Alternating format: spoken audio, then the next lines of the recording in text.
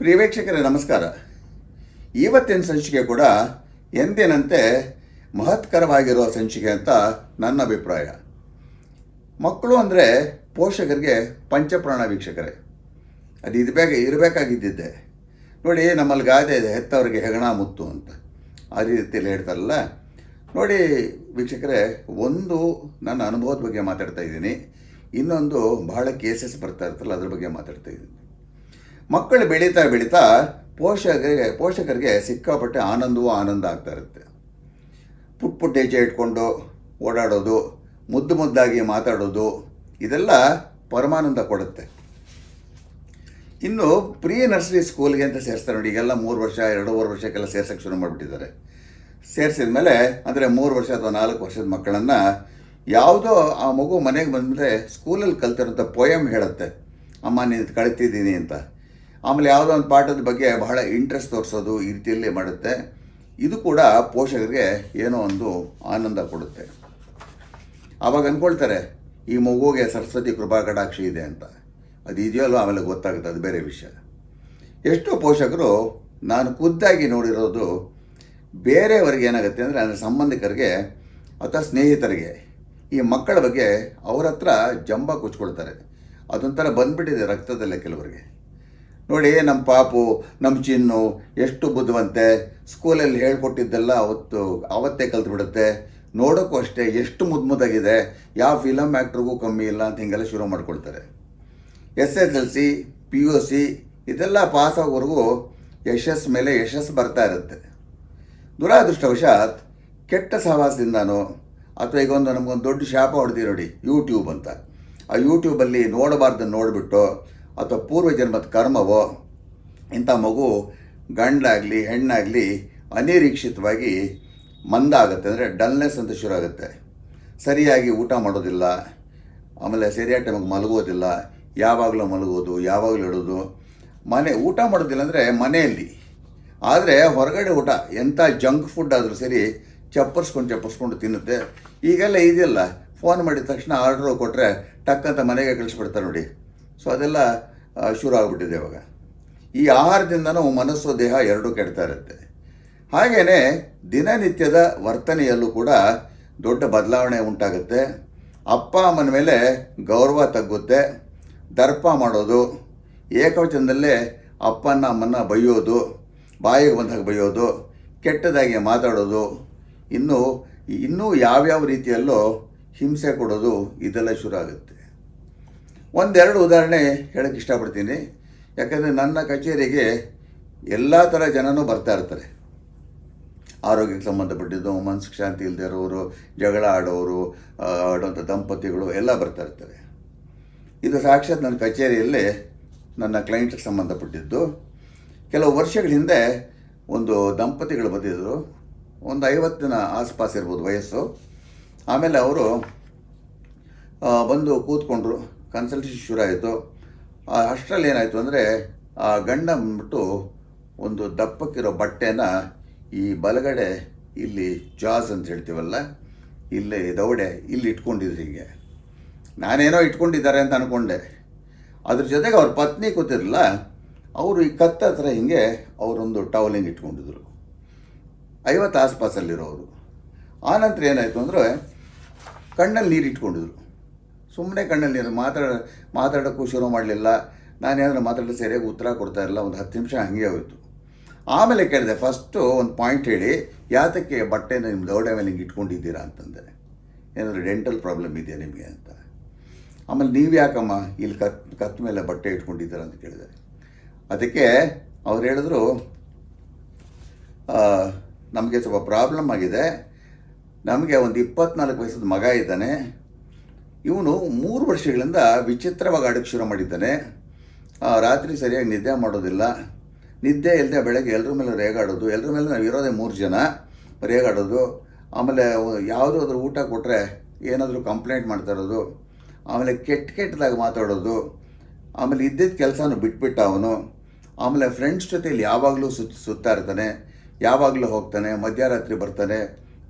ಜೊತೆಯಲ್ಲಿ ಗುರುಗಳೇ ಸ್ವಲ್ಪ ಇವನು ಲೈಟಾಗಿ ಕುಡಿಯೋದು, ಸಿಗರೆಟ್ ಸೇದೋದು, ಇದೆಲ್ಲ ಕಲ್ತುಬಿಟ್ಟಿದ್ದಾನೆ. ಇನ್ನೂ ಏನೇನು ದುರಭ್ಯಾಸಗಳಿದೆ ನಮಗೆ ಗೊತ್ತಿಲ್ಲ. ನಾವು ಪ್ರಶ್ನಿಸಿದರೆ ಏಕಾಏಕಿ ನಮ್ಮ ಮೇಲೆ ಹಲ್ಲೆ ಮಾಡ್ತಾನೆ, ಸಿಕ್ಕಾಪಟ್ಟೆ ಜೋರ ಕೂಕೊಂಡು ಅವಾಚ್ಯ ಶಬ್ದಗಳನ್ನ ಬಳಸ್ತಾನೆ, ಕಸಕ್ಕಿಂತ ಕಡಿಯಾಗಿ ನೋಡ್ತಾನೆ. ಇವತ್ತು ಬೆಳಗ್ಗೆ ಏನಾಯಿತು ಅಂದರೆ ಅವ್ರು ಹೇಳಿದ್ದು ಏನೋ ಮಾತಿಗೆ ಮಾತು ಬೆಳ್ಕೊಂಡು ಅವನು ಕೋಪದಲ್ಲಿ ನನ್ನ ಈ ಬಲ ದೌಡೆ ಇದೆಯಲ್ಲ ಅದನ್ನು ಬಂದು ಹಿಂಗೆ ಕಚ್ಚಿಬಿಟ್ಟ, ಕಟ್ಟಿಂಗ್ ಪ್ಲೇಯರ್ ಥರ.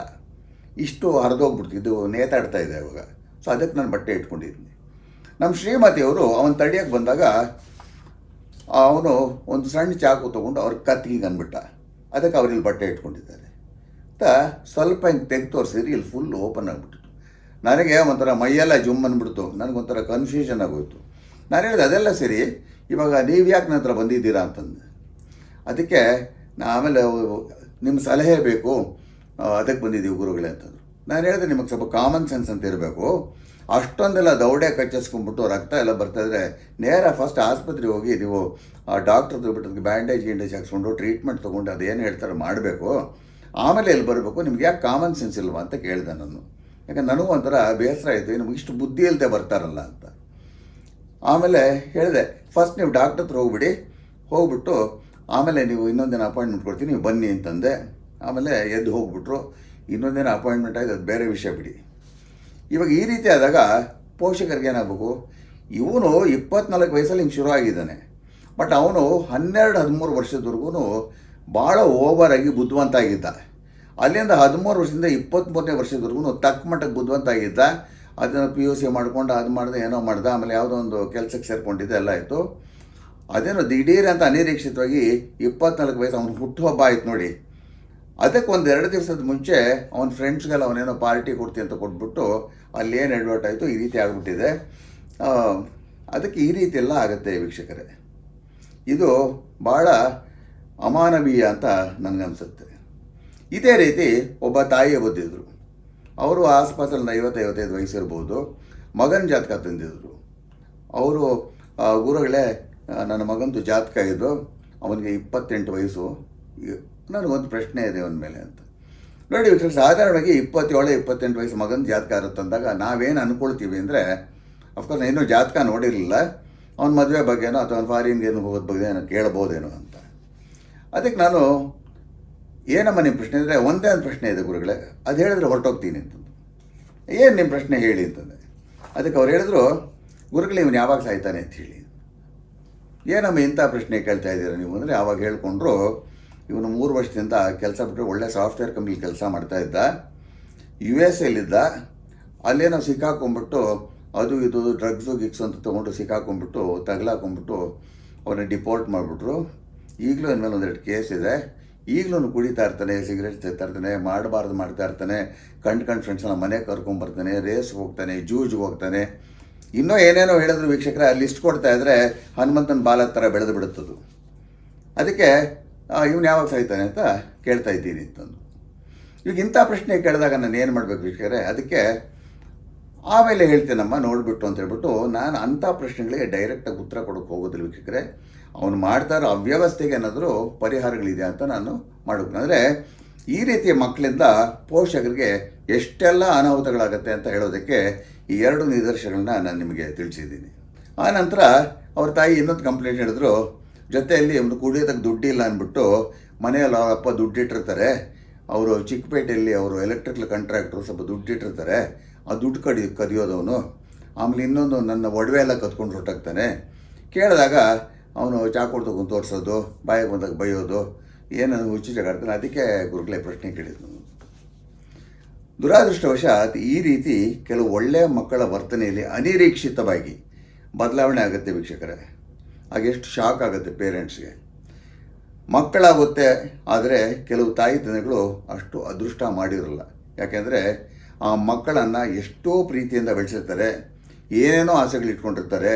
ಆ ಆಸೆಗಳು ಖಂಡಿತವಾಗಿ ಈಡೇರೋದಿಲ್ಲ. ಇದೇ ಅಲ್ವಾ ವಿಪರ್ಯಾಸ. ನಾನು ಇವಾಗ ಹೇಳ್ತಾ ಇರೋ ಸಮಸ್ಯೆ ಸಾಧಾರಣವಾಗಿ ಮುಂದುವರ್ಸೋವಾಗ ನಾನು 14ರಿಂದ 30 ವಯಸ್ಸಿನ ಮಕ್ಕಳಿಗೆ ಅನ್ವಯಿಸುತ್ತೆ. ನೋಡಿ, ಮೊದಲು ಚೆನ್ನಾಗಿ ಓದ್ತಾ ಇರೋ ಮಕ್ಕಳು ಸರಿಯಾಗಿ ಓದಲ್ಲ, ಓದಲ್ಲಿ ಸಂಪೂರ್ಣವಾಗಿ ಆಸಕ್ತಿ ಹೊರಟೋಗುತ್ತೆ ಅವ್ರಿಗೆ. ಹಾಗೆಯೇ 70% ಕೇಸಲ್ಲಿ, 70 ಅಂದರೆ 70% ವೀಕ್ಷಕರೇ, ಅನಿರೀಕ್ಷಿತವಾಗಿ ಮಕ್ಕಳು ತಾಯಿ ತಂದೆಗಳ ಹತ್ರ ವಿಚಿತ್ರವಾಗಿ ಅಹಂಕಾರದಿಂದ ವರ್ತಿಸ್ತಾರೆ. ಒಂದು ಎಕ್ಸಾಂಪಲ್ ಬೇಕಂದ್ರೆ, ಇವಾಗ ನಮ್ಮ ತಾಯಿ ತಂದೆಗಳೆಲ್ಲ ನಾವೆಲ್ಲ ಜೊತೆಯಲ್ಲಿದ್ದಾಗ ಒಂದು ಕಾಲದಲ್ಲಿ ಎಷ್ಟೋ 40 ವರ್ಷಗಳಿಂದ ಇದ್ದಾಗ ನನಗೆ ಜ್ಞಾಪಕ ಇದೆ, ನಮ್ಮ ತಾಯಿನೋ ತಂದೆನೋ ಆ ಕಡೆ ಹಾಲಲ್ಲಿ ಬರ್ತದೆ, ನಾವು ಕೂತಿದ್ದಾಗ ನಮ್ಮ ಥರ ಆಟೋಮೆಟಿಕ್ಕಾಗಿ ಎದ್ದು ನಿಂತ್ಕೊಂಡ್ಬಿಡ್ತಾ ಇದ್ವಿ ನಾವು. ಆಮೇಲೆ ಅವ್ರೇನಾದರೂ ನಮ್ಮನ್ನು ಬೈದರೆ ಬೈಸ್ಕೊಳ್ತಾ ಇದ್ವಿ. ಬಟ್ ಈಗ ಆ ಥರ ಆಗಲ್ಲ ವೀಕ್ಷಕರೇ. ಆ ತಾಯಿ ತಂದೆ ಬಂದಾಗ ಕಾಲ ಮೇಲೆ ಹಾಕ್ಕೊಂಡು ಕೂತಿರ್ತಾರೆ. ಕೂತ್ಕೊಳ್ಳಿ ಪಾಪ, ಅದು ಬೇರೆ ವಿಷಯ. ಆಮೇಲೆ ಅಪ್ಪ ಏನಾದರೂ ಕೇಳಿದ್ರೆ, ಅಮ್ಮ ಏನಾದರೂ ಕೇಳಿದ್ರೆ ನನ್ನ ತಾಯಿ ಮೇಲೆ ಆಮೇಲೆ ಬನ್ನಿ ಅಂತಾರೆ. ಹೀಗೆಲ್ಲ ಮಾತಾಡ್ತಾರೆ. ಜವಾಬು ಕೊಡೋದು, ಜಗಳ ಆಡೋದು, ಹಾಗೂ ಅಪ್ಪ ಅಮ್ಮನನ್ನು ಅಗೌರವದಿಂದ ನೋಡೋದು. ಇನ್ನು ಕೆಲವು ಮಕ್ಕಳು ಮನೆಯ ಹೊರಗೆ ಹೋದರೆ ಎಷ್ಟೊತ್ತಾದರೂ ವಾಪಸ್ ಬರೋದಿಲ್ಲ. ಯಾವಾಗ ಹೋಗ್ತಾರೆ ಯಾವಾಗ ಬರ್ತಾರೆ ಅಂತ ಅವ್ರಿಗೂ ಗೊತ್ತಿರಲ್ಲ. ಏನೇನು ಮಾಡ್ಕೊಂಡು ಬರ್ತಾರೋ ಖಂಡಿತವಾಗಿ ಗೊತ್ತಿಲ್ಲ. ಇನ್ನು ಕೆಲವರು ಮಕ್ಕಳು ಗುಟ್ಟಾಗಿ ಅಹೋರಾತ್ರಿಯಲ್ಲಿ ಫ್ರೆಂಡ್ಸ್ ಜೊತೆಯಲ್ಲಿ ಮೊಬೈಲಲ್ಲಿ ಪಿಸ್ ಪಿಸ ಅಂತ ಮಾತಾಡ್ತಾ ಇರ್ತಾರೆ. ನಾನು ಹೋದ್ಸರ್ತಿ ಹೇಳಿದೆ ವೀಕ್ಷಕರೇ, ಈ ಮೊಬೈಲಿಂದ ಒಳ್ಳೇದಾಗೋದು ಕೆಲವು ಆಗಿರುತ್ತೆ, ಬಟ್ ಇದೆಲ್ಲ ಭಾಳ ಕೆಡಿಸ್ತಾ ಇದೆ. ಸ್ವಲ್ಪ ಹುಷಾರಾಗಿರ್ಬೇಕು. ಅದು ಮೊಬೈಲ್ ಅಂದರೆ ನಾನು ಹೇಳಿದ್ರೆ ಡಿಜಿಟಲ್ ಮೀಡಿಯಾ ಅಂತ. ಇಂಥವರು ಇನ್ನು ಮುಂದೆ ಸಮಾಜಕ್ಕೆ ಏನು ಕೊಡುಗೆ ಕೊಡಬಹುದು ಅಂತ ಖಂಡಿತವಾಗಿ ನೀವು ನಾನು ಊಹಿಸ್ಕೋಬಹುದು. ಪೋಷಕರು ಈ ಮಕ್ಕಳ ದುರ್ವರ್ತನೆಯಿಂದ ಬೇಸತ್ತು ಹೋಗಿರ್ತಾರೆ. ಇಂಥ ಮಕ್ಕಳನ್ನು ತಾಯಿ ತಂದೆಗಳು ಪ್ರಶ್ನಿಸಿದಾಗ ಈ ಮಕ್ಕಳು ಬಾಯಿಗೆ ಬಂದಾಗೆ ಬೈತಾರೆ, ಅವಾಚ್ಯ ಶಬ್ದಗಳನ್ನ ಉಪಯೋಗಿಸ್ತಾರೆ, ಕೀಳಾಗಿ ಅಪ್ಪ ಅಮ್ಮನ್ನ ನೋಡ್ತಾರೆ. ಆಗ ತಾಯಿ ತಂದೆಗಳು ನಮಗೆ ಯಾಕಾದರೂ ಮಕ್ಕಳಾಯಿತು ಅಂತ ಅಂದ್ಕೊಳ್ತಾರೆ. ಮಕ್ಕಳು ಇಲ್ಲದೇ ಇದ್ದಿದ್ರೆ ಎಷ್ಟೋ ಚೆನ್ನಾಗಿರ್ತಾಯಿತ್ತು ಅಂತ ಆ ರೀತಿ ಹೇಳ್ಕೊಳ್ಳೋಂಥ ತಾಯಿ ತಂದೆಗಳು ನಾನು ನೋಡಿದ್ದೀನಿ. ನನ್ನ ಹತ್ರ ಎಷ್ಟೋ ಪೋಷಕರು ಖುದ್ದಾಗಿ ಈ ಮಾತನ್ನು ಹೇಳ್ಕೊಂಡಿದ್ದಾರೆ. ನೋಡಿ ವೀಕ್ಷಕರೇ, ತಮಾಷೆಗೆ ನಾನೊಂದು ವಿಷಯ ಹೇಳಬೇಕಾಗುತ್ತೆ.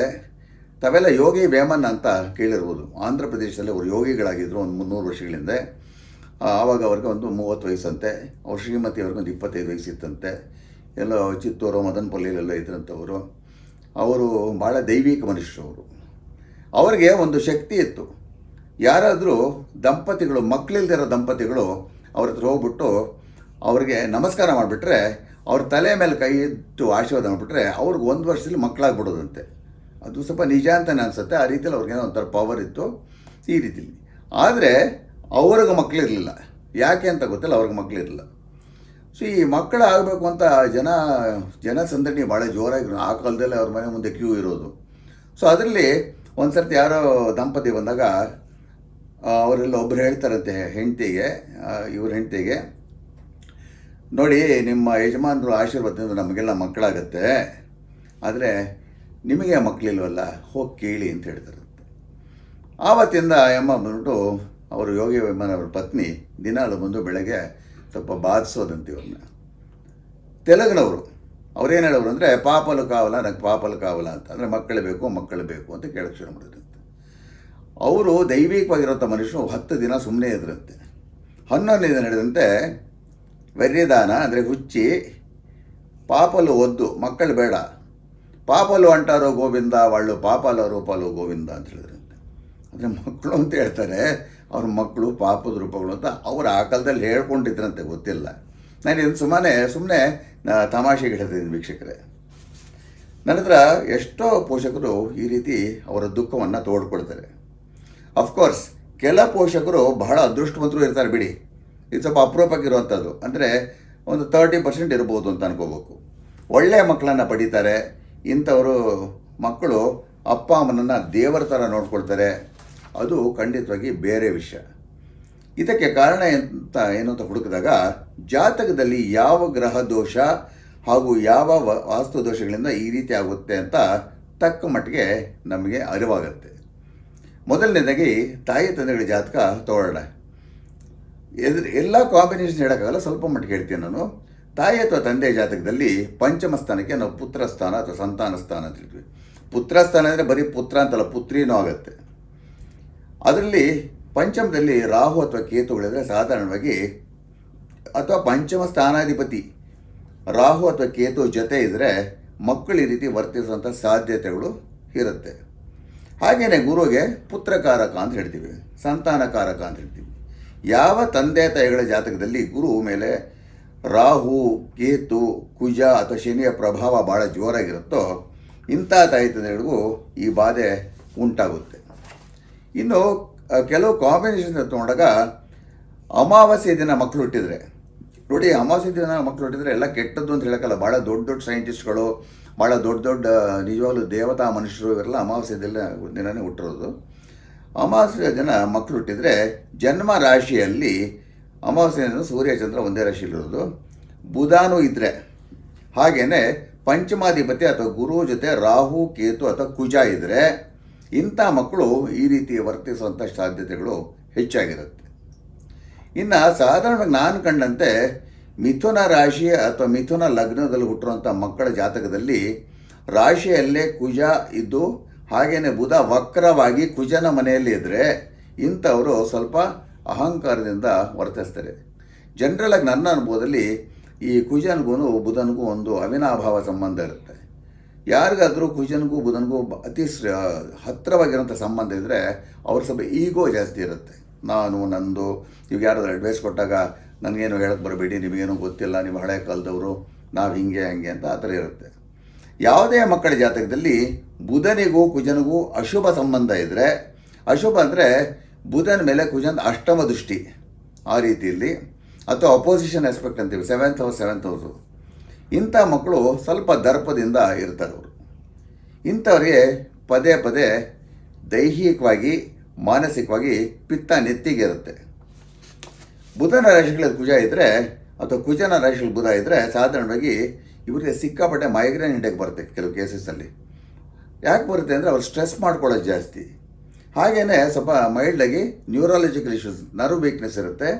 ಹೀಗಾಗಿ ಅವ್ರ ರಿಯಾಕ್ಷನ್ಸು ಅಷ್ಟು ಸಮಾಧಾನವಾಗಿರೋದಿಲ್ಲ. ಪಂಚಮಾಧಿಪತಿ ರಾಹು ಕೇತುಗಳ ಜೊತೆಯಲ್ಲಿದ್ದರೆ ಈ ರೀತಿ ಅಹಂಕಾರದಿಂದ ಮೇರಿಯುವಂಥ ಗುಣಗಳು ಮಕ್ಕಳನ್ನು ಆವರಿಸ್ಕೊಳ್ಳುತ್ತೆ.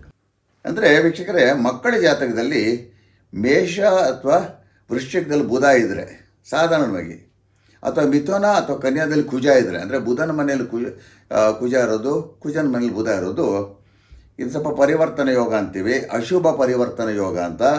ಹಾಗೆಯೇ ಪಂಚಮಾಧಿಪತಿ ರಾಹು ಕೇತುಗಳ ಜೊತೆ ಇದ್ದರೆ, ಅಲ್ಲಿ ಒಂದು ಎಕ್ಸಾಂಪಲ್ ಹೇಳಬೇಕು ಅಂದರೆ, ಇವಾಗ ಪಂಚಮಾಧಿಪತಿ ಸೂರ್ಯ ಆಗಿದ್ದರೆ ಅವನು ಕೇತು ಜೊತೆಯಲ್ಲಿ ರಾಹು ಜೊತೆಯಲ್ಲಿದ್ದರೆ ಜನರಲ್ಲಿಗೆ ಒಂದು 3ರಿಂದ 8 ಡಿಗ್ರಿ ಒಳಗಡೆ ಅಂತ ಇಟ್ಕೊಳ್ಳಿ.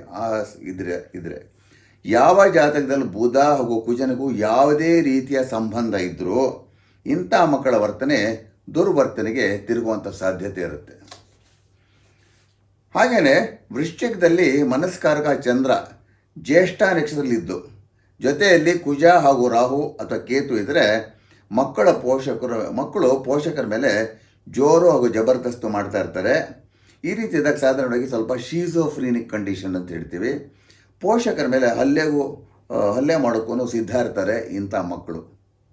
ಇನ್ನು ಬುಧ ಹಾಗೂ ಶನಿ ಅತಿ ಸಮೀಪದಲ್ಲಿದ್ದರೆ, ಅಂದರೆ 3ರಿಂದ 5 ಡಿಗ್ರಿ ಒಳಗಿದ್ರೆ, ಅಂದರೆ ಆಲ್ಮೋಸ್ಟ್ ಡಿಗ್ರಿ ಕಂಜಂಕ್ಷನ್ ಅಂತ ಹೇಳ್ತೀವಲ್ಲ, ಬುಧ ದಶೆಯ ರಾಹು ಭುಕ್ತಿ, ಬುಧ ದಶೆಯ ಶನಿ ಭುಕ್ತಿ, ಹಾಗೆಯೇ ಶನಿ ದಶೆ ರಾಹು ಭುಕ್ತಿ ಮತ್ತು ಶನಿ ದಶೆ ಬುಧ ಭುಕ್ತಿಯಲ್ಲಿ ಆ ಮಕ್ಕಳು ಒಂಟಿತನ ಬಯಸ್ತಾರೆ. ಅಂದರೆ ಅವ್ರ ಥರ ಡಿಪ್ರೆಷನ್ಗೆ ಹೋಗ್ತಾರೆ, ಯಾರ ಜೊತೆ ಮಾತಾಡೋಕ್ಕೆ ಇಷ್ಟ ಇರೋದಿಲ್ವ, ಯಾರಾದ್ರೂ ಮಾತಾಡಿದ್ರೆ ಇನ್ಸಲ್ಟ್ ಅಂತ ಅಂದ್ಕೊಳ್ತಾರೆ, ಏನೇನೋ ಒಂಥರ ವಿಚಿತ್ರವಾಗಿ ಯೋಚನೆ ಮಾಡ್ತಾರೆ, ಯಾವಾಗಲೂ ಒಂಟಿ ಇರಬೇಕು ಅಂತ ಆಸೆ ಪಡ್ತಾರೆ, ಖಿನ್ನತೆಗೆ ಜಾರ್ತಾರೆ, ಆಮೇಲೆ ಭಾಳ ವಿಚಿತ್ರವಾಗಿ ಕೆಟ್ಟ ರೀತಿಯಲ್ಲಿ ವರ್ತನೆ ಮಾಡ್ತಾರೆ.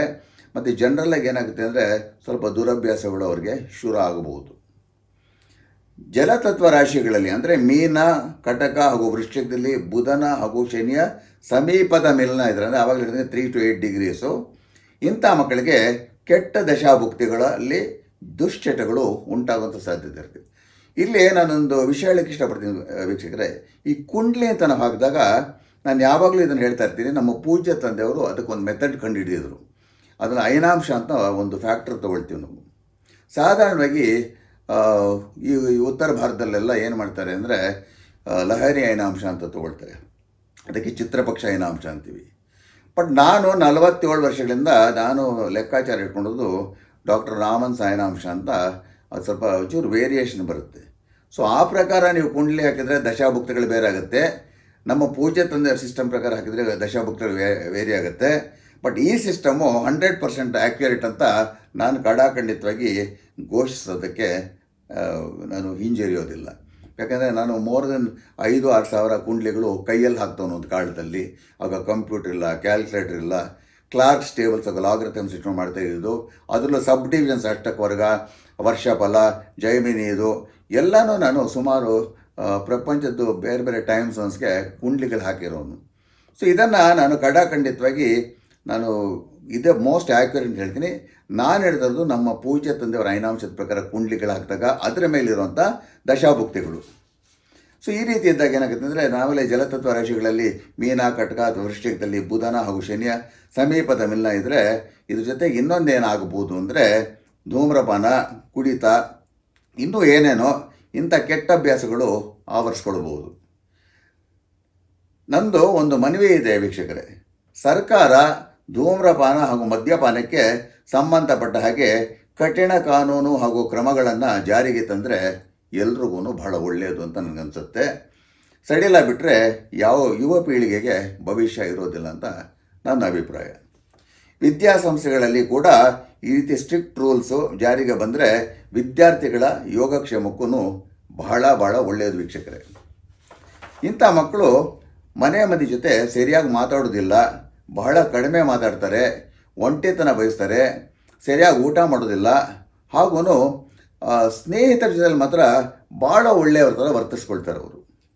ಈ ಲಕ್ಷಣಗಳನ್ನು ಪೋಷಕರು ಗಮನಿಸಿದಾಗ, ಅಂದರೆ ಎಲ್ಲ ತಾಯಿ ತಂದೆ ಜೊತೆ ಊಟಕ್ಕೆ ಕೂತಿದ್ದಾಗ ಆ ಮಕ್ಕಳ ಹತ್ರ ಬೇಕಾ ಬಿಟ್ಟಿಯಾಗಿ ತಿನ್ನೋದು, ಅರ್ಧಂಬರ್ಧ ತಿನ್ನೋದು, ಇಂಟ್ರೆಸ್ಟ್ ಇಲ್ಲದೆ ಕೂತ್ಕೊಳ್ಳೋದು, ಎಲ್ಲೋ ನೋಡ್ತಾ ಇರೋದು, ತಾಯಿ ತಂದೆ ಹೇಳಿದಾಗ ಈ ಕಡೆ ಎಲ್ಲೋ ತಿರುಗಿ ನೋಡ್ತಾರೆ, ಈ ಥರ ಲಕ್ಷಣಗಳು ಕಂಡು ಬಂದಾಗ ಏನು ಮಾಡಬೇಕು ಅಂದರೆ, ಆ ಮಕ್ಕಳನ್ನು ಯಾವುದೇ ಕಾರಣಕ್ಕೆ ಪ್ರತ್ಯೇಕವಾಗಿ ಊಟ ಮಾಡಬೇಕಾದ್ರೆ ಅಥವಾ ಮಲಗಕ್ಕೆ ಹೋಗಬೇಕಾದ್ರೆ ಖಂಡಿತವಾಗಿ ದೂಷಿಸಬಾರ್ದು, ಬೈಯಬಾರ್ದು. ದಯವಿಟ್ಟು ಮಕ್ಕಳನ್ನು ಆ ಸಮಯದಲ್ಲಿ ಬೈಯಕ್ಕೆ ಹೋಗ್ಬಿಡಿ, ಇಲ್ಲದ್ರೆ ಅದು ಭಾಳ ದೊಡ್ಡ ಕೆಟ್ಟ ಪರಿಣಾಮ ಬೀರುತ್ತದೆ. ಇಂಥ ಸಮಯದಲ್ಲಿ ಬೈಯೋದ್ರಿಂದ ಅವರ ದುಷ್ಟತನ ಹೆಚ್ಚಾಗುತ್ತೆ. ಮಕ್ಕಳಿಗೆ ಚಂದ್ರನ ಮೇಲೆ ಗೋಚಾರ ಶನಿ ಬಂದಾಗ, ಅಂದರೆ ನಾನು ಏನು ಹೇಳ್ತೀನಿ ಅಂದರೆ ಸಾಡೆ ಸಾತಿ ಅಂತ ಮಾತಾಡ್ತೀವಲ್ಲ, ಶನಿಗೆ ಸಂಬಂಧಪಟ್ಟಿದ್ದು, ಅದು ಬಂದಾಗ ಸಾಧಾರಣ ಮನಸ್ಸು ಮಂದಾಗುತ್ತೆ. ಹಾಗೂ ಕೆಲವು ದಶಾಭುಕ್ತಿಗಳಲ್ಲೂ ಬಂದಾಗ ಕೆಲವು ಭುಕ್ತಿಗಳಲ್ಲಿ, ಅಂದರೆ ಉದಾಹರಣೆಗೆ ಈ ಸಾಡೆ ಸಾತಿ ಅಂತ ನಡೆದಾಗ ಅದರಲ್ಲೂ ಮಧ್ಯಭಾಗ ನಡೆಯುತ್ತೆ ನೋಡಿ. ಅಂದರೆ ಶನಿ ಬಂದು ಜನ್ಮ ರಾಶಿ ಮೇಲೆ ಕೂತಿರ್ತಾನಲ್ಲ, ಆವಾಗ ರಾಹು ದಶೆಯಲ್ಲಿ ಶನಿ, ಚಂದ್ರ, ಕುಜ ಭುಕ್ತಿಗಳಲ್ಲಿ, ಇದು ಕರೆಕ್ಟಾಗಿ ನೋಟ್ ಮಾಡಿಕೊಳ್ಳಿ. ರಾಹು ದಶೆಯಲ್ಲಿ ಶನಿ, ಚಂದ್ರ, ಕುಜ ಭುಕ್ತಿಗಳಲ್ಲಿ, ಕೇತು ದಶೆಯಲ್ಲಿ ರಾಹು ಹಾಗೂ ಚಂದ್ರ ಭುಕ್ತಿಗಳಲ್ಲಿ, ಗುರು ದಶೆಯಲ್ಲಿ ರಾಹು ಭುಕ್ತಿ ಹಾಗೂ ಒಂದೊಂದು ಬಾರಿ ಗುರು ದಶೆಯಲ್ಲಿ ಶುಕ್ರ ಭುಕ್ತಿ ಕೂಡ. ನೋಡಿ ವೀಕ್ಷಕರೇ, ಗುರು ದೇವಗುರು ಆಗ್ತಾನೆ, ಶುಕ್ರ ಬಂದ್ಬಿಟ್ಟು ದೈತ್ಯ ಗುರು ಆಗ್ತಾನೆ. ಇಬ್ಬರು ಗುರುಗಳೇ. ಆದರೆ ಏನಾಗುತ್ತೆ ಅಂದರೆ, ಒಬ್ಬರು ದೈತ್ಯ ಗುರು, ಒಂದು ದೇವಗುರು ಅಂದರೆ ಅವರಿಬ್ಬರಿಗೂ ವೈರತ್ವ ಬಹಳ ಜಾಸ್ತಿ ಇರ್ತದೆ. ಒಬ್ಬರನ್ನ ಕಂಡ್ರೆ ಒಬ್ಬರಿಗೆ ಆಗೋದಿಲ್ಲ. ಸೊ ಸಾಧಾರಣವಾಗಿ ಯಾರಾದರೂ ಶುಕ್ರ ದಶೆ ಗುರು ಭುಕ್ತಿ ಅಥವಾ ಗುರು ಶುಕ್ರ ಭುಕ್ತಿ ನಡೆದಾಗ ಅವ್ರಿಗೆ ಮನಸ್ಸಿಗೆ ನೆಮ್ಮದಿ ಇರೋದಿಲ್ಲ, ತೊಂದರೆಗಳು ಜಾಸ್ತಿ ಬರ್ತಾ ಇರುತ್ತೆ. ಅದರಲ್ಲೂ ಶುಕ್ರ ಮತ್ತು ಗುರು ಷಷ್ಟಾಷ್ಟಕದಲ್ಲಿದ್ದರೆ, ಒಬ್ಬರಿಂದ ಒಬ್ಬರು 6ನೇ ಮನೆ, ಒಬ್ಬರಿಂದ ಒಬ್ಬರು 8ನೇ ಮನೆಯಲ್ಲಿದ್ದರೆ ಎಷ್ಟು ರುಬ್ಬಾಗತ್ತೆ ಅಂದರೆ ಅದು ತಡ್ಕೊಳ್ಳೋಕ್ಕೆ ಆಗೋದಿಲ್ಲ. ಆವಾಗ ಯಾಕೆಂದರೆ ಇಬ್ಬರೂ ಆಜನ್ಮ ಶತ್ರುಗಳು.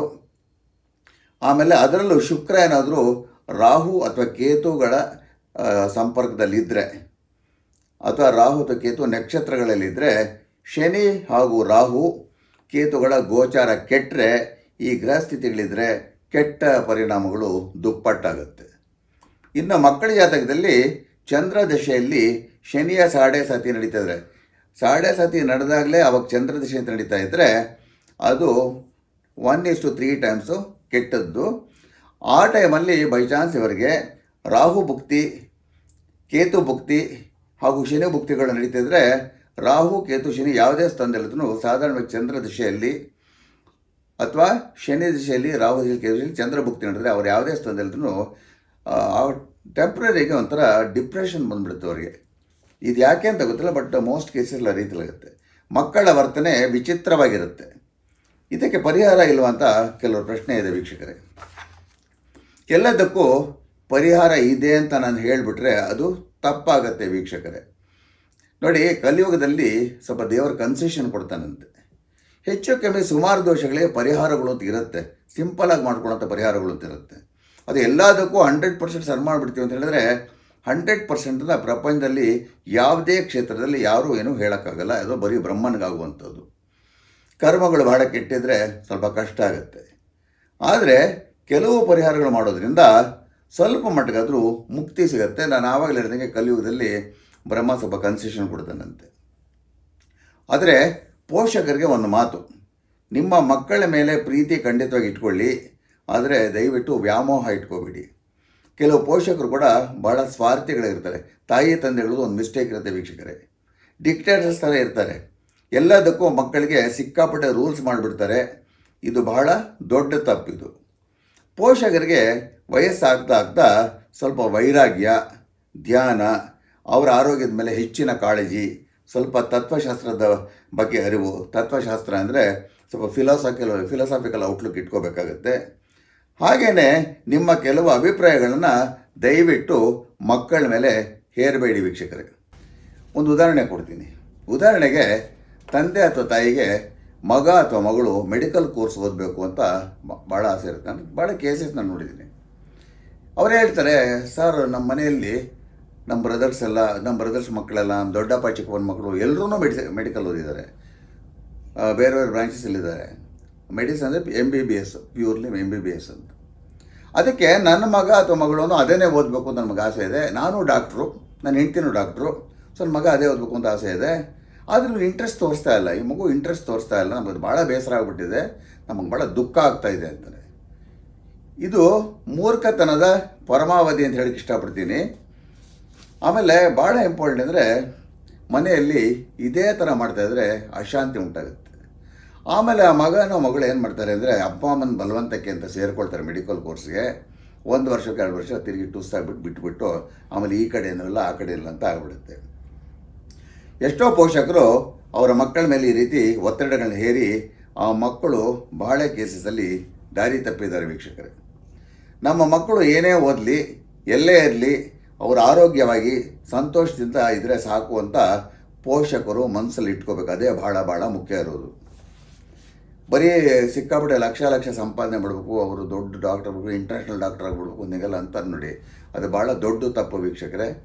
ಅವ್ರವ್ರ ಪಾಡಿಗೆ ಅವ್ರು ಏನೋ ಸಂಪಾದನೆ ಮಾಡ್ಕೊಂಡು ಅವ್ರ ಕೈಕಾಲು ಗಟ್ಟಿಯಾಗಿ ಇಟ್ಕೊಂಡು ಅವ್ರು ಸಂಪಾದನೆ ಮಾಡ್ಕೊಂಡು 2 ಹೊತ್ತು ಊಟ ಮಾಡ್ಕೊಂಡಿದ್ರೆ ಖಂಡಿತವಾಗಿ ಪರಮಾನಂದ ಅಂತ ಇಟ್ಕೊಳ್ಳಿ. ನೀವು ಭಾಳ ಅದೃಷ್ಟವಂತರು ಅಂತ ಇಟ್ಕೊಳ್ಳಿ. ಯಾಕಂದರೆ ನಾನು ಭಾಳ ಕೇಸ್ ನೋಡಿದ್ದೀನಿ. ಎಷ್ಟು ಜನ ಮಕ್ಕಳು ಆಟಿಸಮ್ ಮಕ್ಕಳು, ಎಷ್ಟು ಜನ ತಾಯಿ ತಂದೆಗೆ ಆಟಿಸಮ್ ಇರೋ ಮಕ್ಕಳು ಇಟ್ಟಿರ್ತಾರೆ, ಎಷ್ಟು ಜನ ಮಕ್ಕಳಿಗೆ ತಾಯಿ ತಂದೆಗೆ ಮಕ್ಕಳನ್ನ ಅಂಗವೈಕಲ್ಯತೆಯಿಂದ ನರಳ್ತಾ ಇರ್ತಾರೆ. ಒಂದು ಕೈ ಇರಲ್ಲ, ಒಂದು ಕಾಲು ಇರಲ್ಲ, ಇನ್ನೇನು ಇರುತ್ತೆ, ಮಾತಾಡೋಕ್ಕಾಗಲ್ಲ, ಏನೇನೋ ಇರುತ್ತೆ. ಅದಕ್ಕೆ ಮಕ್ಕಳು ನೆಟ್ಟಿಗೆ ನಮ್ಮ ಮುಂದೆ ಕಣ್ಣು ಮುಂದೆ ಓಡಾಡ್ಕೊಂಡಿದ್ರೆ ಸಂತೋಷ ಪಡ್ಬೇಕು ತಾನೆ. ಅದು ಮಾಡಲ್ಲ, ಇನ್ನೂ ಬೇಕು ಅಂತ ಅವರ ಆಸೆ ಅಲ್ಲ ದುರಾಸೆಗೆ ಮಿತಿಯೇ ಇರೋದಿಲ್ಲ ಬಿಡಿ. ಈ ರೀತಿ ಮಾಡ್ತಾಯಿದ್ರೆ ಬಲವಂತ ಮಾಡಿದ್ರೆ ಮಕ್ಕಳ ವರ್ತನೆಯಲ್ಲಿ ಏರುಪೇರು ಖಂಡಿತವಾಗಿ ಬರುತ್ತೆ. ಅದಕ್ಕೆ ಆ ಪರಿಹಾರಗಳನ್ನು ತಗೊಂಡಾಗ ಇಂಥ ಮಕ್ಕಳು ಒಪ್ಪೋದಾದರೆ ಕೆಲವರು ಮಕ್ಕಳು ಪರಿಹಾರಕ್ಕೆ ಒಪ್ಕೊಳ್ತಾರೆ, ಕೆಲವರು ಒಪ್ಕೊಳ್ಳೋದಿಲ್ಲ. ಬೆಳ್ಳಿ ಪದಕದಲ್ಲಿ ಒಂದು ರೀತಿಯಲ್ಲಿ ಮಾಡಿದಾಗ ನಿರ್ದಿಷ್ಟ ರೀತಿಯಲ್ಲಿ ಕೂರಿಸಿರೋ ಕೆಲವು ಹರಳುಗಳಿಂದ ಸ್ವಲ್ಪ ರಿಲೀಫ್ ಅಂತ ಸಿಗುತ್ತೆ.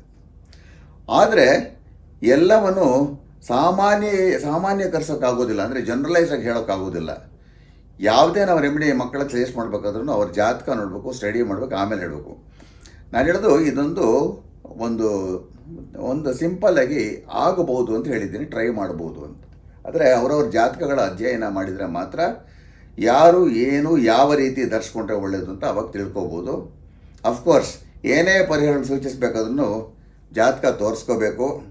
ನೀವು ಯಾರಿಗಾದರೂ ತೋರಿಸ್ಕೊಳ್ಳಿ, ಅದಕ್ಕೆ ಅಪಾಯಿಂಟ್ಮೆಂಟ್ ತೊಗೊಳ್ಳೇಬೇಕು. ಅಪಾಯಿಂಟ್ಮೆಂಟ್ ಸಿಗೋದು ಬಿಡೋದು ಅವರವರ ಅದೃಷ್ಟ ವೀಕ್ಷಕರೇ. ತಾಯಿ ಅಥವಾ ತಂದೆ ದಿನನಿತ್ಯ ಸಂಜೆ ಒಂದು ಹಲಸಿನ ಮಣೆ ಮೇಲೆ ಕುಳಿತು ಉತ್ತರಾಭಿಮುಖ, ನಾನು ಯಾವಾಗಲೂ ಹಲಸಿನ ಮರದ ಬಗ್ಗೆ ಮಾತಾಡ್ತಿಲ್ಲ, ಅದು ಭಾಳ ಶ್ರೇಷ್ಠ ಅಂತ. ಅದಕ್ಕೆ ಏನು ಮಾಡಬೇಕು ಅಂದರೆ ಭಾಳ ಚೆನ್ನಾಗಿ ರಿಸಲ್ಟ್ ಬರಬೇಕಾದ್ರೆ ಹಲಸಿನ ಮಣೆ ಇರುತ್ತಲ್ಲ, ಅದಕ್ಕೆ 4 ಇಂಚಿಂದು ಕಾಲುಗಳು ಹಾಕಬೇಕು, 4 ಕಾಲುಗಳು. ಆಮೇಲೆ ಯಾರು ಮನೆ ದೊಡ್ಡವರು ಕೂತ್ಕೊಳ್ತಾರೆ ಅವರು ಕೂತ್ಕೊಂಡಾಗ ಈ ಕಡೆ ಆ ಕಡೆ 1-2 ಇಂಚು ಬಿಟ್ಟಿರಬೇಕು, ನೆಲದ ಮೇಲೆ ಕಾಲು ಬರಬಾರ್ದು. ಅವರ ಪೀಡಿತರ ಮಕ್ಕಳ ಫೋಟೋವನ್ನು ಬಲ ಹಸ್ತದಲ್ಲಿ ಇಟ್ಕೊಂಡು, ಅಂದರೆ ಹಿಂಗೆ ಇಟ್ಕೊಂಡು ಮುಷ್ಟಿ ಹಿಂಗೆ ಕ್ಲೋಸ್ ಮಾಡಿಕೊಂಡು, ಆಮೇಲೆ ಅವರ ಎಡಗೈಯ ಹೆಬ್ಬೆರಳನ್ನು ಆ ಫೋಟೋದ ಭಾಗದಲ್ಲಿ ಹಣೆಯ ಭಾಗದ ಮೇಲೆ ಹಿಂಗೆ ಇಟ್ಕೊಂಡು ಪ್ರೆಸ್ ಮಾಡಿಕೊಂಡು, ಮೊದಲು ಜಾತಕ ಹೆಂಗಾದ್ರೂ ಇರಲಿ ಗುರು ಬೀಜ ಮಂತ್ರವನ್ನು 33 ಬಾರಿ ಜಪಿಸಬೇಕು. ಆ ನಂತರ ಚಂದ್ರ ಬೀಜ ಮಂತ್ರವನ್ನು 28 ಬಾರಿ ಜಪಿಸಬೇಕು. ಕಡೆಯಲ್ಲಿ ಬುಧ ಬೀಜ ಮಂತ್ರವನ್ನು 33 ಬರೀಬೇಕು. ಇದು ಯಾತಕ್ಕೆ ಅಂದರೆ ನೋಡಿ, ಗುರು ಬಂದ್ಬಿಟ್ಟು ನಮಗೆ ಬೇರೆ ಥರ ನಾಲೆಡ್ಜ್ ಅಂತ ಕೊಡ್ತಾನೆ. ಎರಡನೇದಾಗಿ ಗುರು ಎಲ್ಲ ಒಳ್ಳೆಯದನ್ನು ತೋರಿಸೋದು. ಆಮೇಲೆ ಗುರುವಿಗೆ ನಾವು ಸಂತಾನಕಾರಕ ಅಂತ ಹೇಳ್ತೀವಿ. ಇನ್ನು ಚಂದ್ರನ ಬಗ್ಗೆ ಚಂದ್ರನ ಮಂತ್ರ ಯಾಕೆ ಮಾಡ್ಕೋಬೇಕು ಅಂದರೆ, ಚಂದ್ರ ಬಂದು ಮನಸ್ಕಾರಕ, ಚಂದ್ರಮ ಮನಸ್ಸೋ ಜಾತಃ ಅಂತ ಹೇಳ್ತಾರೆ. ಸೊ ಮನಸ್ಸು ಸ್ಥಿತಿ ಹೇಳ್ಬೇಕಂದ್ರೆ ಚಂದ್ರ ಮಂತ್ರ ಜಪ ಮಾಡಿದಾಗ the photo is a visual representation of the concern person ಅಂತ ಹೇಳ್ತಾರೆ. ಸೊ ಆ ಫೋಟೋ ಮೇಲೆ ಇವರ ಎಡ ಹೆಬ್ಬೆರಳು ಇಟ್ಕೊಂಡಾಗ ಏನಾಗುತ್ತೆ ಅಂದರೆ ಕೆಲವು ವೈಬ್ರೇಷನ್ಸ್ ಹೋಗಿ ಅವ್ರು ಹೇಳ್ತಾ ಇರೋ ಮಂತ್ರದ ಎಫೆಕ್ಟು ಅದನ್ನು ಆವರಿಸ್ಕೊಳ್ಳುತ್ತೆ. ಸೊ ಮಕ್ಕಳು ಎಲ್ಲೇ ಆದರೂ ದೂರದಲ್ಲಿದ್ರೂ ಅವ್ರಿಗೆ ಇದು ಪಾಸಿಟಿವ್ ಎಫೆಕ್ಟ್ಸ್ ಅಂತ ಬರುತ್ತೆ. ಬುಧಂದು ಮಂತ್ರ ಯಾಕೆ ಮಾಡ್ಕೊಂಡ್ರೆ, ಬುಧ ಒಂದು ಬುದ್ಧಿಕಾರಕ ಅಂತ. ದುರ್ಬುದ್ಧಿ ಇರೋರು ಭಾಳ ಬುದ್ಧಿವಂತರು ಇರ್ತಾರೆ, ಅದು ನಮಗೆ ಬೇಡ. ಆದರೆ ಒಳ್ಳೆಯ ಬುದ್ಧಿಯವರು ಬುದ್ಧಿವಂತರು ಇರ್ತಾರಲ್ಲ, ಅವರ ತೊಂದರೆ ಆಗಬಾರ್ದು ಅಂತ ಇದನ್ನು ಮಾಡೋದು. ಈ ರೀತಿ ಬೀಜ ಮಂತ್ರಗಳು ಮಾಡ್ತಾಯಿದ್ರೆ ಭಾಳ ರಿಲೀಫ್ ಅಂತ ಸಿಗುತ್ತೆ. ಮೊದಲನೇದಾಗಿ ಗುರು ಬೀಜ ಮಂತ್ರ ಅಂತ ಹೇಳಿದ್ದೀನಿ. ಆ ಬೀಜ ಮಂತ್ರ ಯಾವ ರೀತಿಯಲ್ಲಿ ಬರುತ್ತೆ ಅಂದರೆ, ಓಂ ಗ್ರಾಂ ಗ್ರೀಂ ಗ್ರೌಂ ಸಹ ಗುರವೇ ನಮಃ. ಆ ರೀತಿಯಲ್ಲಿ ಗುರು ಬರಲ್ಲ, ಗುರವೇ ನಮಃ ಅಂತ. ಅದನ್ನು 33 ಬಾರಿ ಮಾಡಬೇಕು.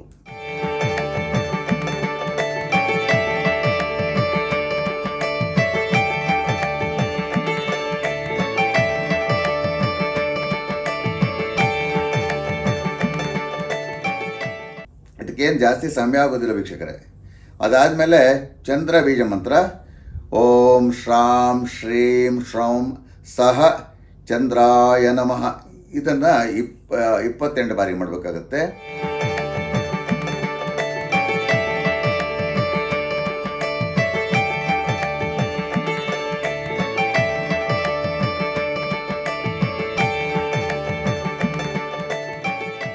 ಆಮೇಲೆ ಭಾಳ ಇಂಪಾರ್ಟೆಂಟು, ಈ ಚಂದ್ರ ಮಂತ್ರ ಮಾಡಿದಾಗ ಅದೊಂದು ವೇರಿಯೇಷನ್ ಇದೆ.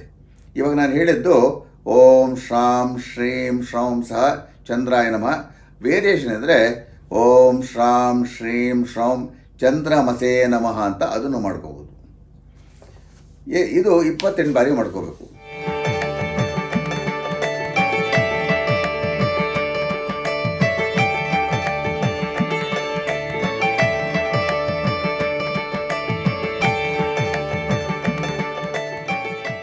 ಬುಧ ಬೀಜ ಮಂತ್ರನ ನೆಕ್ಸ್ಟು 33 ಬಾರಿ ಮಾಡಬೇಕು. ಓಂ ಬ್ರಾಂ ಬ್ರೀಂ ಬ್ರೌಂ ಸಹ ಬುಧಾಯ ನಮಃ ಅಂತ ಇದು ಮೊದಲು. ಸೊ ಇಲ್ಲಿಗೆ ಗುರು ಮಂತ್ರ ಮತ್ತು ಬುಧ ಮಂತ್ರ 33, ಚಂದ್ರ ಮಂತ್ರ ಬಂದು 28 ಬಾರಿ. ನೀವು ಜಾಸ್ತಿ ಮಾಡಿದ್ರೂ ತೊಂದರೆ ಇಲ್ಲ, ಬಟ್ ಇದು ಮಿನಿಮಮ್ ಆ ಥರ ಮಾಡ್ಕೋಬೇಕಾಗುತ್ತೆ.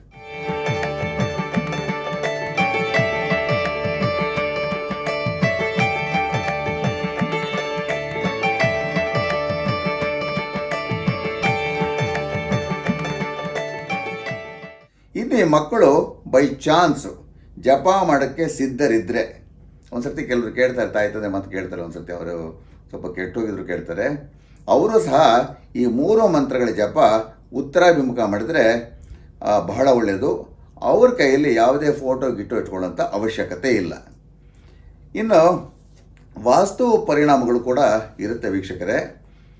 ಗಂಡು ಮಕ್ಕಳನ್ನು ನಾನು ಯಾವಾಗಲೂ ಬಹಳ ವರ್ಷಗಳಿಂದ ಹೇಳ್ಕೊಂಬಂದೀನಿ, ವಾಯುಮೂಲೆ ಕೋಣೆಯಲ್ಲಿ ದಯವಿಟ್ಟು ಮಲಗಿಸ್ಬೇಡಿ. ಅಲ್ಲಿ ಮಲಗಿಸಿದ್ರೆ ಏನಾಗುತ್ತೆ, ಅವರು ಬೇಗ ಖಿನ್ನತೆಗೆ ಈಡಾಗಿ ಆಮೇಲೆ ಸ್ವಲ್ಪ ಒಂದು ದುರಭ್ಯಾಸಗಳು ಆಗ್ಬೋದು. ಮುಂದಕ್ಕೆ ಪೋಷಕರ ಮೇಲೆ ದ್ವೇಷ ಉಂಟಾಗುತ್ತೆ. ಅವರಿಗೆ ನಾರ್ತ್ ವೆಸ್ಟ್ ರೂಮ್ಸಲ್ಲಿ ಕೂತಿದ್ರೆ ಮಲಗಿದರೆ ಮಂದತ್ವ ಹೆಚ್ಚಾಗುತ್ತೆ, ವಿಚಿತ್ರ ವರ್ತನೆ ಕೂಡ ಉಂಟಾಗುತ್ತೆ. ಅವರ ಯೋಗಕ್ಷೇಮಕ್ಕೆ ಖಂಡಿತವಾಗಿ ಒಳ್ಳೆಯದಲ್ಲ. ಅದಕ್ಕೆ ಗಂಡು ಮಕ್ಕಳನ್ನು ವಾಯುಮೂಲೆ ಕೋಣೆಗಳಲ್ಲಿ ದಯವಿಟ್ಟು ಮಲಗಿಸ್ಬೇಡಿ. ಇನ್ನು ಹೆಣ್ಣು ಮಕ್ಕಳನ್ನು ಅಗ್ನಿಮೂಲೆ ಕೋಣೆಯಲ್ಲಿಟ್ಟರೆ, ಅಂದರೆ ಸೌತ್ ಈಸ್ಟ್ ಒಂದು ಆಗ್ನೇಯ ಅಂತ ಹೇಳ್ತೀವಲ್ಲ, ಅವರಿಗೆ ಸ್ವಲ್ಪ ಅಹಂಕಾರ ಹೆಚ್ಚುತ್ತೆ. ಅವ್ರು ಸ್ವಲ್ಪ ಈ ಮೆನ್ಸ್ಟ್ರಲ್ ರಿಲೇಟೆಡ್ ಇಶ್ಯೂಸ್ ಬರಬಹುದು. ಪೋಷಕರಿಗೆ ಇಷ್ಟವಿಲ್ಲದ ಪ್ರೇಮ ಪ್ರಸಂಗಕ್ಕೆ ಬೀಳ್ತಾರೆ, ವಂಚಿತರಾಗ್ತಾರೆ, ಕಡೆಗೆ ಅಪ್ಪ ಅಮ್ಮನನ್ನು ದೂಷಿಸ್ತಾರೆ. ಹೆಣ್ಣು ಮಕ್ಕಳು ಅಗ್ನಿಮೂಲೆ ಕೋಣೆಯಲ್ಲಿ ಮಲಗಿದರೆ ಒಳ್ಳೆಯದಲ್ಲ. ಹಾಗೆಯೇ ಹೆಣ್ಣು ಮಕ್ಕಳು ಅವ್ರಿಗೆ ವಿವಾಹ ನೀವು ಬೇಗ ಮಾಡಬೇಕು ಅಥವಾ ಅವರು ಓದಲ್ಲಿ ಚೆನ್ನಾಗಿ ಬರಬೇಕು ಅಂದರೆ ಅವರಿಗೆ ವಾಯುಮೂಲೆ ಕೋಣೆ ಸರೋಗುತ್ತೆ. ಗಂಡು ಮಕ್ಕಳಿಗೆ ವಾಯುಮೂಲೆ ಕೋಣೆ ಸರೋಗಲ್ಲ, ಹೆಣ್ಣು ಮಕ್ಕಳಿಗೆ ವಾಯುಮೂಲೆ ಕೋಣೆ ಸರೋಗ್ಬಿಡುತ್ತೆ. ಇಲ್ಲದ್ರೆ ಏನಾಗುತ್ತೆ ಅಂದರೆ ಆ ಮಕ್ಕಳಿಗೂ ಪೋಷಕರು ಇಬ್ಬರಿಗೂ ದುಃಖ ಉಂಟಾಗುತ್ತೆ. ಯಾವ ಮನೆಯಲ್ಲಿ ವಾಯುಮೂಲೆ ಹೆಚ್ಚಾಗಿ ಬೆಳೆದಿರುತ್ತೋ, ಅಂದರೆ ಕೆಲವರು ಏನಾಗುತ್ತೆ ಅಂದರೆ ಸೈಟ್ ಸ್ವಲ್ಪ ಸೊಟ್ಟಿಗಿದೆ, ಅದು ಬೆಳೆದು ಬಿಟ್ಟಿದೆ ಅಂತ ಅದಕ್ಕೆ ದುಡ್ಡು ಕೊಡಬೇಡಿ, ಹಾಗೆ ನಾವು ರಿಜಿಸ್ಟರ್ ಮಾಡಿಕೊಡ್ತೀವಿ ಅಂತ ಸ್ವಲ್ಪ ಈ ಥರ ಎಲ್ಲ ನಡೆಯುತ್ತದು. ಸೊ ಈ ವಾಯುಮೂಲೆ ಅಂತ ಬೆಳೆದುಬಿಟ್ಟಿರ್ತು ನೋಡಿ, ನಾರ್ತ್ ಆ್ಯಂಡ್ ವೆಸ್ಟ್ ಸೇರುತ್ತಲ್ಲ, ಅಲ್ಲಿ ಬೆಳೆದುಬಿಟ್ಟಿದ್ರೆ ಇಂಥ ಮನೆಗಳಲ್ಲಿ ಗಂಡು ಮಕ್ಕಳ ವರ್ತನೆ ವಿಚಿತ್ರವಾಗಿರುತ್ತೆ. ಸ್ವಲ್ಪ ಮಟ್ಟಿಗೆ ಗಂಡು ಮಕ್ಕಳನ್ನು ಕಳ್ಕೊಳ್ಳೋಂಥ ಸಾಧ್ಯತೆ ಕೂಡ ಇರುತ್ತೆ. ಅದರಲ್ಲೂ ನೀವು ವಾಯುಮೂಲೆಯಲ್ಲಿ ಯಾರಾದರೂ ಸಂಪಿಟ್ಬಿಟ್ರೆ ಅದು ಮನೆ ಒಡೆತಿ ಆರೋಗ್ಯನ ಕುಸಿತ ಮಾಡಿಬಿಡುತ್ತದೆ. ಯಾವ ಮನೆಯಲ್ಲಿ ಅಗ್ನಿಮೂಲೆ ಹೆಚ್ಚಾಗಿ ಬೆಳೆದಿರುತ್ತೋ, ಅಂದರೆ ಸೌತ್ ಈಸ್ಟ್ ಬೆಳೆದು ಬಿಟ್ಟಿರುತ್ತೆ, ಇಂಥ ಮನೆಯ ಹೆಣ್ಣುಮಕ್ಕಳು ಇವರ ವರ್ತನೆ ಬಂದು ವಿಚಿತ್ರವಾಗಿರುತ್ತೆ. ಸೊ ಯಾವುದೇ ಮೂಲಗಳು ಬೆಳಿಬಾರ್ದು, ಎಲ್ಲ ನೆಟ್ಟಿಗೆ ಸ್ಕ್ವೇರ್ ಅಂದರೆ ಮಂಡಲಾಕಾರ ಅಥವಾ ರೆಕ್ಟ್ಯಾಂಗಲ್ ಆದರೂ ಪರವಾಗಿಲ್ಲ ವೀಕ್ಷಕರೇ. ಯಾವ ಮನೆಯಲ್ಲಿ ಎಲ್ಲ ಮೂಲೆಗಳಿಗಿಂತ ವಾಯು ಮೂಲೆಯಲ್ಲಿ ಎಷ್ಟು ತಗ್ಗು ಹೆಚ್ಚಾಗಿರುತ್ತೆ ಅಂದರೆ ಡಿಪ್ರೆಷನ್ ಥರ ಇರುತ್ತೋ ಆ ಮನೆಯಲ್ಲಿ ಸಾಧಾರಣವಾಗಿ ಮಕ್ಕಳಿಂದ ಅಷ್ಟೇ ಅಶಾಂತಿ ಹೆಚ್ಚಾಗುತ್ತೆ. ಅದೇನೇ ಮಾಡಿದ್ರೂ ಮಕ್ಕಳಿಗೂ ಏಳಿಗೆ ಆಗೋದಿಲ್ಲ, ಮಕ್ಕಳಿಂದ ಮನಸ್ಸಿಗೆ ಭಾಳ ಬೇಸರ ಉಂಟಾಗುತ್ತೆ, ಮತ್ತು ಯಾರಿಗೂ ಆರೋಗ್ಯ ಸರಿಯಿಲ್ಲ, ಯಾವಾಗಲೂ ಡಿಪ್ರೆಷನ್, ದೊಡ್ಡವ್ರಿಗೂ ಅಷ್ಟೇ ಮಕ್ಕಳಿಗೂ ಅಷ್ಟೇ. ಯಾವ ಕೆಲಸಗಳು ಸುಗಮವಾಗಿ ನಡೆಯಲ್ಲ, ಶುಭ ಕಾರ್ಯಗಳಿಗೆ ದುಡ್ಡು ಹೊಂದೋಕ್ಕಾಗೋದಿಲ್ಲ. ಇನ್ನು ಗರ್ಭಿಣಿಯರಿಗೆ ಒಂದು ಕಿವಿ ಮಾತಿದೆ ವೀಕ್ಷಕರೇ. ಗರ್ಭಧಾರಣೆ ಆದಮೇಲೆ 3 ರಿಂದ 9 ತಿಂಗಳವರೆಗೂ ಕೆಲವು ಸಣ್ಣ ಪರಿಹಾರಗಳನ್ನು ಮಾಡಿಕೊಂಡ್ರೆ ಇದು ಪ್ರೀನೇಟಲ್ ಎಫೆಕ್ಟ್ಸ್ ಅಂತ ಹೇಳ್ತೀವಿ, ಒಳ್ಳೆಯ ಮಕ್ಕಳು ಪ್ರಾಪ್ತಿ ಆಗ್ಬೋದು. ಯಾಕಂದರೆ ಮುಂದಕ್ಕೆ ಮಕ್ಕಳು ಹೆಂಗಿರ್ತಾರೆ ಅಂತ ಯೋಚನೆ ಮಾಡ್ತಾರಲ್ಲ, ಅವ್ರಿಗೆ ಒಳ್ಳೆಯ ಮಕ್ಕಳು ಆಗ್ಕೊಂಡ್ರೆ ಕೆಲವು ಪರಿಹಾರಗಳು ಅಂತ ನಮ್ಮ ಪೂರ್ವಿಕರು ಗರ್ಭಿಣಿಯರಿಗೆ ಸಜೆಸ್ಟ್ ಮಾಡ್ತಾರೆ. ಇದ್ರ ಬಗ್ಗೆ ನಾನು ಮತ್ತೊಂದು ಸಂಚಿಕೆಯಲ್ಲಿ ತಿಳಿಸ್ತೀನಿ, ಯಾಕಂದರೆ ಸ್ವಲ್ಪ ಡೀಟೇಲ್ಸ್ ಜಾಸ್ತಿ ಕೊಡಬೇಕಾಗುತ್ತೆ. ಹಾಗೆಯೇ ಇವಾಗ ಇಷ್ಟೊತ್ತು ಹೇಳಿರೋಂಥ ಈ ಸಂಚಿಕೆಯಲ್ಲಿ ಕೊಟ್ಟಿರೋ ಮಾಹಿತಿ ನಿಮಗೆ ಉಪಯುಕ್ತ ಆಗಿರುತ್ತೆ ಅಂತ ಖಂಡಿತವಾಗಿ ಭಾವಿಸ್ತೀನಿ. ಇಷ್ಟು ಹೇಳ್ತಾ ವೀಕ್ಷಕರೇ, ನಿಮ್ಮೆಲ್ಲರಿಗೂ ಎಂದಿನಂತೆ ನನ್ನ ಪ್ರೀತಿಯ ಹಾಗೂ ಗೌರವಾನ್ವಿತ ನಮಸ್ಕಾರಗಳು.